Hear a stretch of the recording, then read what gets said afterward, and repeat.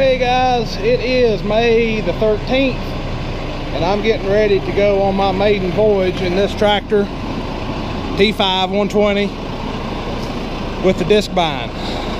Be the first time this tractor's ever mowed any hay. I've got hooked up already. I've been looking over the machine to make sure I didn't see any leaks from the gearboxes. I didn't see any oil leakage anywhere on it. I'm not too concerned about checking them right now. I'm just gonna go hit the field. I typically do check them, but since I don't see any evidence of oil leaks on it anywhere, I'm gonna just go ahead and run it because I know it was good last year. And I greased it before I put it in here last year. But biggest problem I've had here is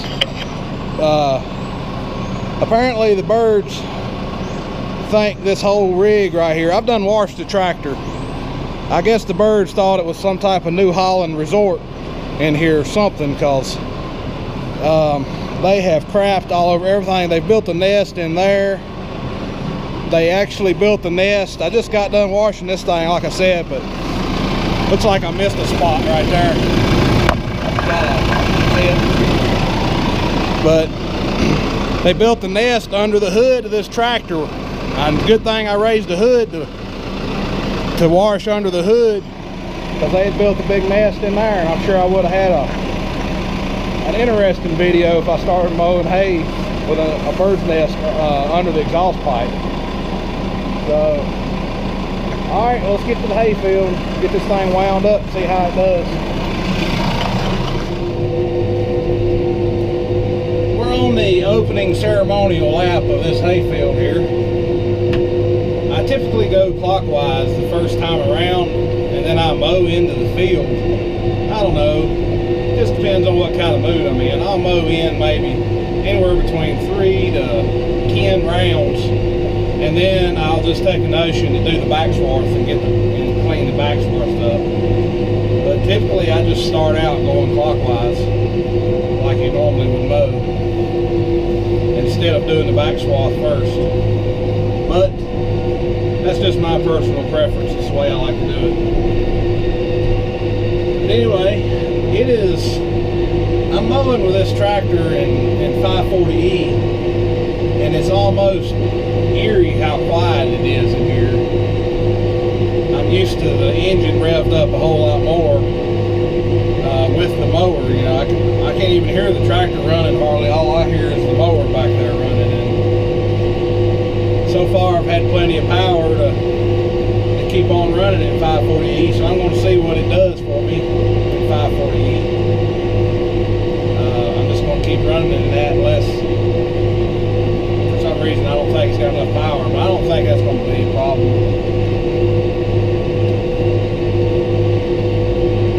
Go around this culvert right here.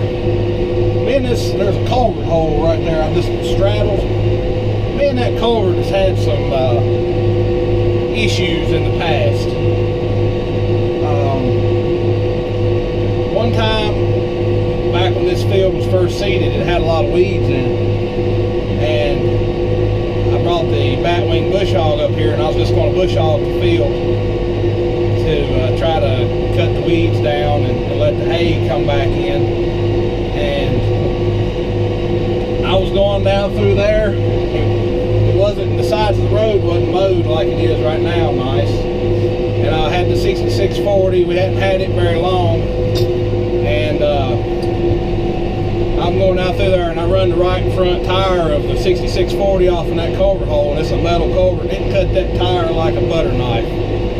Fluid in the tire. It was a mess. It was basically brand new then. The tire didn't have any wear on it, of course. So that kind of sucked. I had to get a new tire put on it. Of course, they didn't have a tire that matched that one. They had to put a different brand on it. But anyway, it's had that tire on ever since. You can't really tell the difference in them unless you're looking for it. But then, a few years later, I come up here to Ted Hay with the 4600, and I'm going along, and I get right there at that same spot, and I wasn't paying attention. I drove the right front tire of the 4600 off in that culvert hole and ripped the whole front axle out from under the 4600.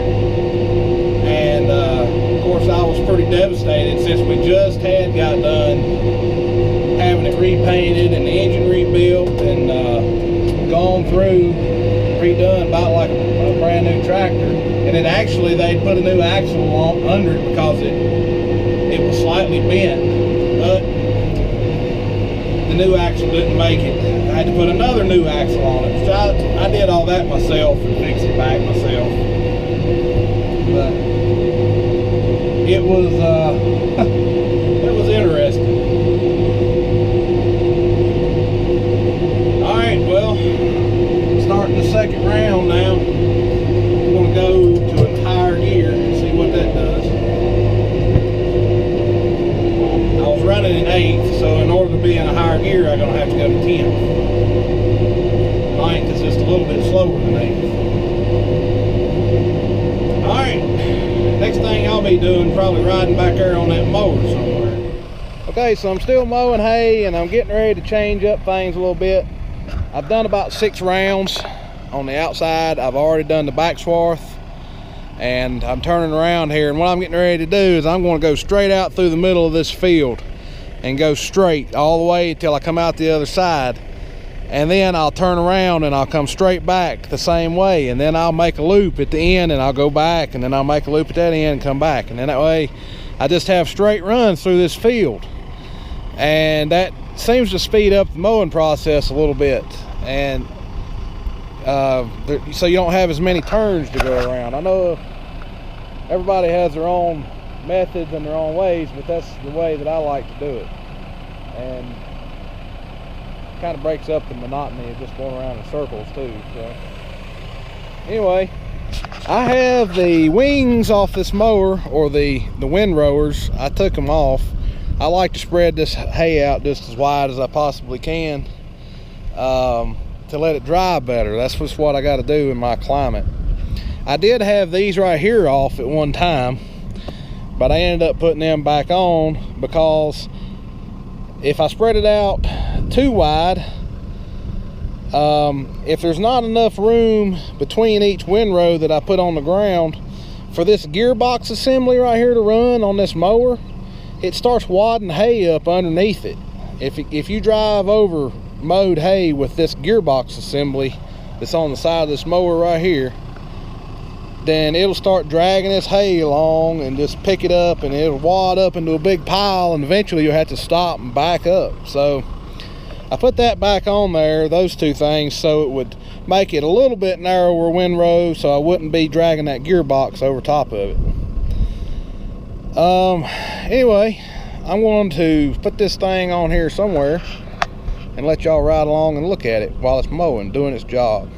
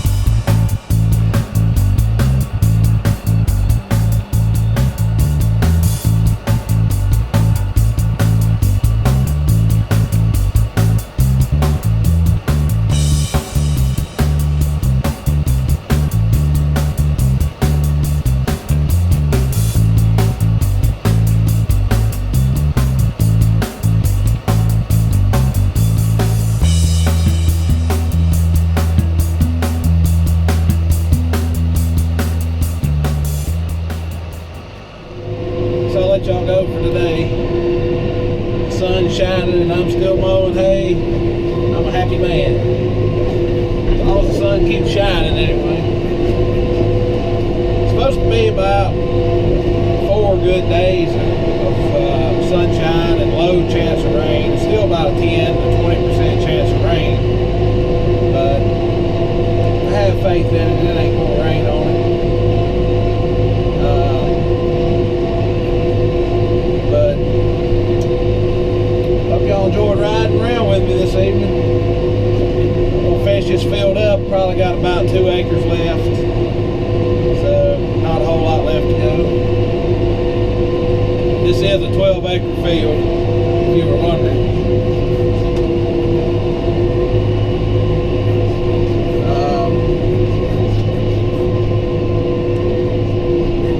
Depends on whether I'm going uphill or downhill. Most of the time going uphill, I'm running about 6.5 miles an hour. Going downhill, I've been running about 8.1. Something like that.